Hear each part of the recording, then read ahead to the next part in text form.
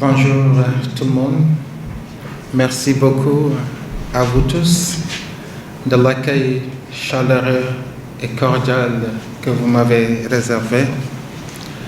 Je vous en remercie vivement. Juste pour vous dire que merci est un tout petit mot, mais qui ne sort de la bouche que sous l'effet d'un acte qui inspire de la gratitude. Je tenais fondamentalement à assister à cet atelier pour 3 raisons fondamentales. La première raison, c'est que la Corée du Sud est un partenaire stratégique pour le Sénégal. Et il œuvre dans des secteurs névralgiques que sont l'éducation et la santé. Donc, on peut dire que la COICA a beaucoup aidé la jeunesse sénégalaise dans la formation, dans l'entrepreneuriat et dans bien d'autres secteurs de la vie. Et nous tenons à les remercier de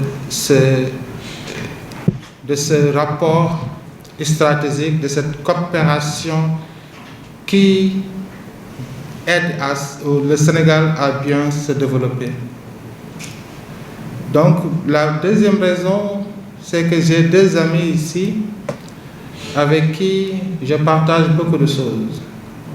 Il s'agit en premier lieu du docteur Fafa Sen, qui est un ami, qui est un frère, avec qui nous partageons d'autres réalités, avec qui nous partageons d'autres sensibilités. Merci, docteur. Thank you so much. Et il y a aussi un frère, Seydina Cissé, le présentateur. C'est un ami, c'est un frère. Je me rappelle, quand on s'est connus, je voulais venir à Thiès. J'étais à Dakar comme professeur. J'avais d'énormes difficultés pour rentrer chez moi à Thiès parce que je suis trop attaché à maman. N'est-ce pas, Céline? C'est ce que je vous avais dit. Je voudrais être près de maman. Donc, je suis venu le voir. Voici maman. Je suis trop attaché à elle. Je servais à Dakar et tout le monde. Et la première question qu'il m'a posée est de savoir. Mais M. Sow, tout le monde veut aller à Dakar. Toi, tu veux quitter Dakar pour venir à Thiès? Je dis que oui, parce que je veux être près de ma mère. C'est pour vous dire, quand vous vous levez, ayez un objectif dans votre vie. C'est très important. C'est ce que les Anglais disent.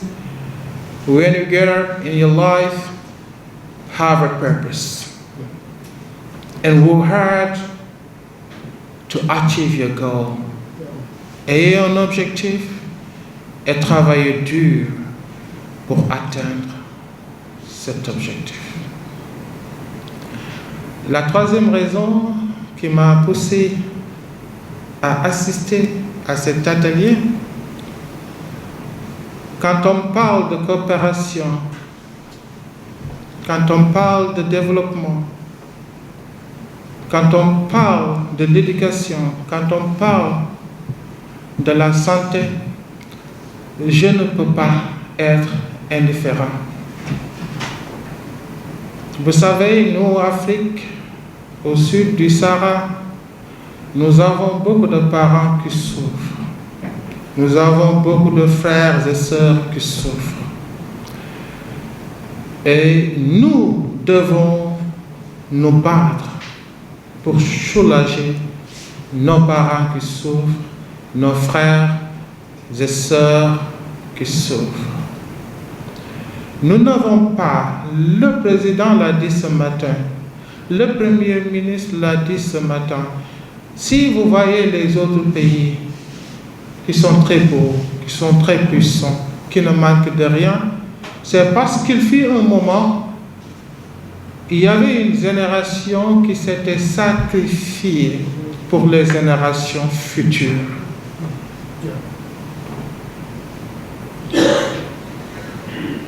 Prenons l'exemple des pays maghrébiens.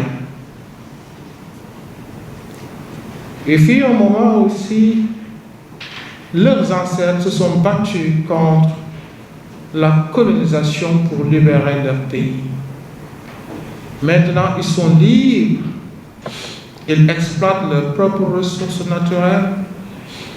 Ils apprennent leur propre langue.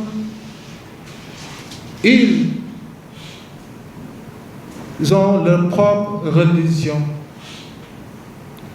Mais tel n'est pas le cas en Afrique au sud du Sahara. Nous n'enseignons pas notre propre langue. Nous n'enseignons pas notre propre histoire. Nous n'enseignons pas notre propre culture. Et même si vous regardez les téléfilms, ils copient l'Occident. Ils mangent à table. Ils célèbrent tout ce qu'ils font à l'hôtel. Alors que ce n'est pas la réalité sénégalaise. Si Seydina rentre chez lui, comment il va se mettre? Est-ce qu'il va se mettre à table pour manger?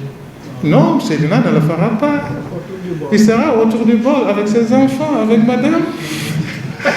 De même que... Okay. Donc, nous avons nos propres réalités. Et nous devons croire à nous-mêmes. Docteur Fafa l'a dit tout à l'heure. Personne ne viendra développer le pays. Personne ne viendra nous appuyer pour développer le pays. C'est à nous-mêmes de croire à nos réalités, de croire à nos forces, de croire à nos possibilités, à nos capacités et à nos compétences pour développer notre pays. Nous avons les capacités, nous avons les possibilités, nous avons les compétences. Il suffit de croire et de changer positivement la vie de nos parents qui souffrent et de nos frères et sœurs qui souffrent. Je ne voudrais pas tirer en longueur. Je suis un peu épuisé. J'étais ce matin au lancement du redressement de l'économie sénégalaise. Par la suite, j'ai été aussi à Massalik. On avait validation d'un manuel écrit sur Serigne Touba. Et par la suite, j'ai passé au bureau pour signer quelques dossiers et venir assister à cet important atelier. Merci à vous tous. Je vous souhaite plein succès et pleine réussite. Et je réitère mon engagement à être à côté de vous, à vous accompagner, à être près de vous, à vous accompagner pour qu'ensemble nous puissions relever le défi. Si nous voulons, comme l'a si bien dit notre frère qui nous a cité la discipline coréenne, il nous faut repenser notre école et refaire notre école si nous voulons vraiment avoir une génération bien éduquée. J'avais préparé un texte là-dessus pour dire quelle école nous devrions avoir.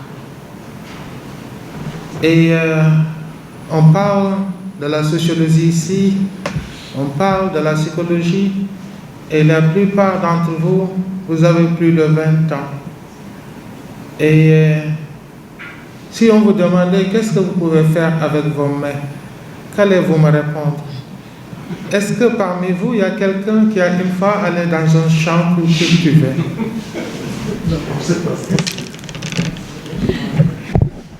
Est-ce que parmi vous, y a-t-il quelqu'un qui est allé dans un restaurant pour travailler?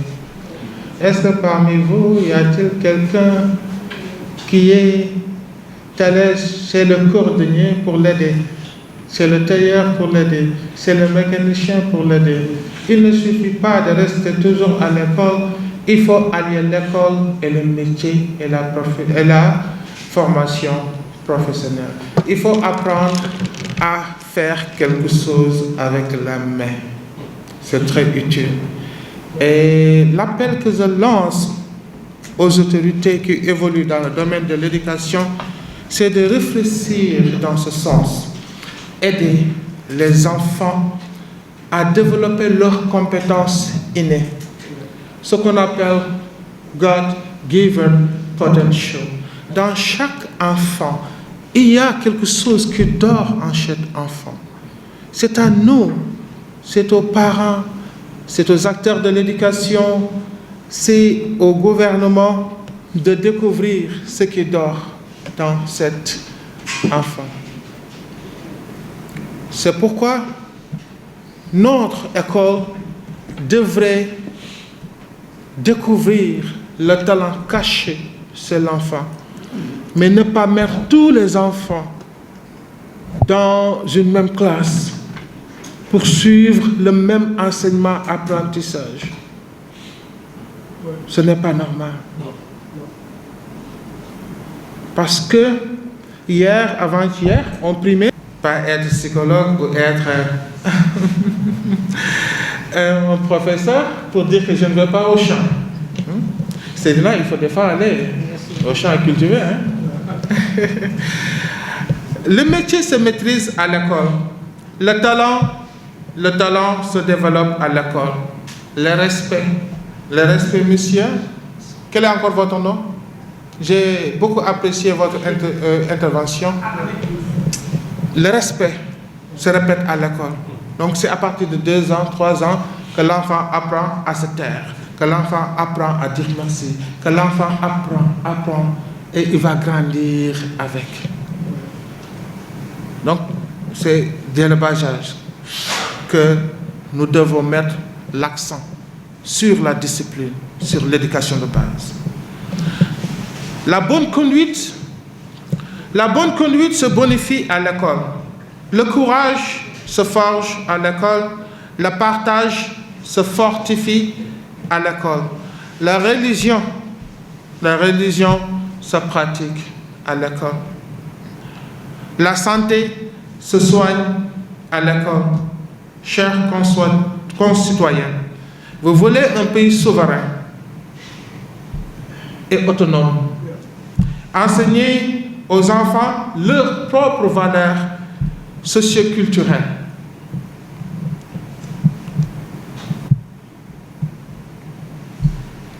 Vous souhaitez une autosuffisance alimentaire.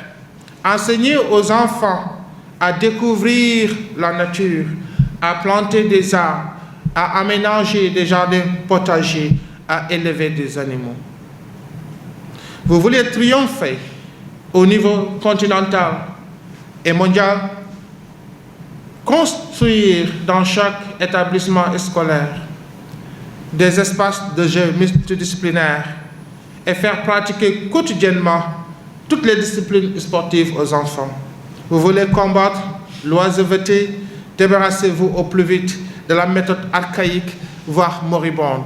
Faire s'asseoir un enfant de 5 ans pendant 6 heures de temps, vous le poussez à être oisif. C'est trop. Qu'est-ce que je propose à la place? Ne tardez pas à faire travailler à l'école les enfants pendant 1 heure, voire 2 heures, et de façon séquentielle à tous les types de métiers. Et c'est à partir de là-bas que vous allez découvrir le talent caché de l'enfant. Vous réclamez une justice équitable. Inculquez aux enfants les valeurs cardinales des enseignements des religions. Vous voulez des citoyens modèles, faire la levée des couleurs tous les matins. C'est à partir de cela que l'enfant va découvrir qu'il est citoyen sénégalais. qu'il a des aptitudes à faire valoir, qu'il a des compétences à faire valoir. Et l'enfant, si on l'encadre très tôt, si le talent est découvert très tôt, à 16 ans, il pourra être opérationnel. À 16 ans, je vous le dis. Si on voit un Lamine Yamal à 16 ans être parmi les meilleurs joueurs du monde, c'est parce que son talent a été découvert très tôt. Et il fut encadré, il fut protégé, et on l'a aidé à développer son talent. Et si aussi nous, à notre niveau, on découvre le talent de l'enfant à partir de 3 ans, 4 ans, et on l'aide, on l'encadre, à 16 ans, il sera professionnel comme Lamine Yamal. Et pour vous dire que notre système est malade,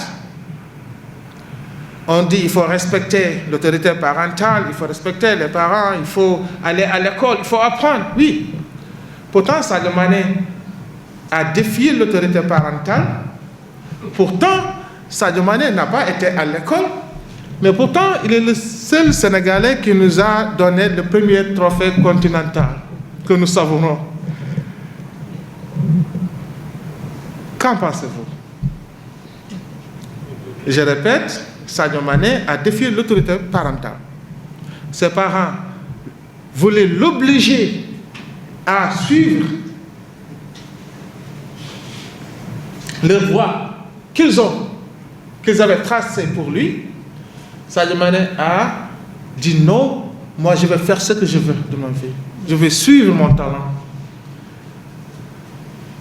On l'a inscrit à l'école, il a tourné le dos à l'école, il a suivi son talent, il a été bien formé, et non seulement il est une satisfaction au niveau de sa famille, au niveau de son village, au niveau de sa région, mais il est devenu une satisfaction nationale, voire africaine. Toute l'Afrique savoure le talent de Sadio Mané. Toute l'Afrique savoure la discipline de Sadio Mané. Mais il n'a pas été à l'école. Donc, je ne crois pas qu'il faut continuer à suivre les études jusqu'à un certain âge. Il faudra très tôt apprendre à l'enfant à maîtriser quelque chose avec ses mains. C'est très important. Et tu pourras poursuivre tes études et gagner de l'argent en même temps. C'est ce qui se fait aux États-Unis, c'est ce qui se fait dans tous les pays développés. À 18 ans maintenant, tu peux faire ta vie. Si tu es garçon, tu peux te marier parce que tu commences à gagner de l'argent en continuant tes études. Tu peux te prendre en charge. Donc, il faut que nos jeunes commencent à penser à cela, savoir faire quelque chose avec les mains. C'est ça. Donc, je ne voudrais pas aussi tirer en longueur. Et je ne maîtrise pas votre chrono. Vraiment, ça a été un plaisir. Merci beaucoup. Micro, comme nos autorités l'ont fait en macro au niveau du Grand Théâtre, comme l'a si bien dit Abdou Diouf, le président de l'amicale des étudiants en psychologie. Donc je pense que ce n'est pas un hasard que l'on puisse discuter ici de développement le même jour que ça se passe de l'autre côté par les gouvernants. C'est tout à fait, c'est très très pertinent.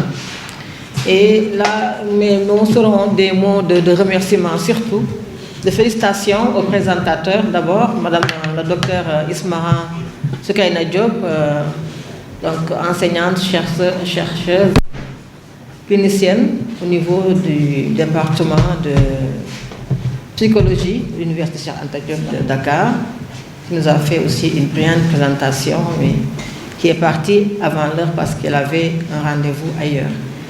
Donc nous la remercions pour sa disponibilité et vraiment son savoir qu'elle met à la disposition du public, presque, disons, gratuitement.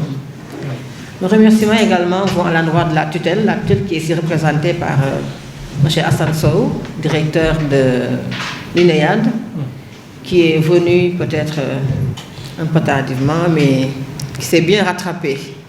par son discours, ses propositions tellement pertinentes et sa disponibilité aussi, parce que voilà, il a eu une journée chargée, mais il s'est quand même présenté et il est resté avec nous. Donc nous le remercions vivement. Nos remerciements vont également à l'endroit de notre cible. Je veux parler des étudiants en psychologie. Vraiment, c'est un bonheur pour moi et pour nous autres de vous recevoir ici. Et comme je l'ai dit tout à l'heure, c'est le prolongement de l'activité qu'on a eu à faire l'autre jour au niveau de l'université, chez vous donc. Et ça continue, je pense que ça va continuer. Parce que moi, cette année, je vais terminer le deuxième mandat. Le troisième est interdit, je ne le ferai pas. Mais je pense que celui qui viendra me succéder à la présidence de la LASCO va également donc, continuer à vous associer aux activités, comme nous le faisons avec les étudiants de l'ISEP de Diamniadio. Et également, nous avions eu à faire une activité avec eux. Nous avons également invité ici pour la séance de knowledge sharing avec les étudiants nouvellement diplômés de la Corée du Sud.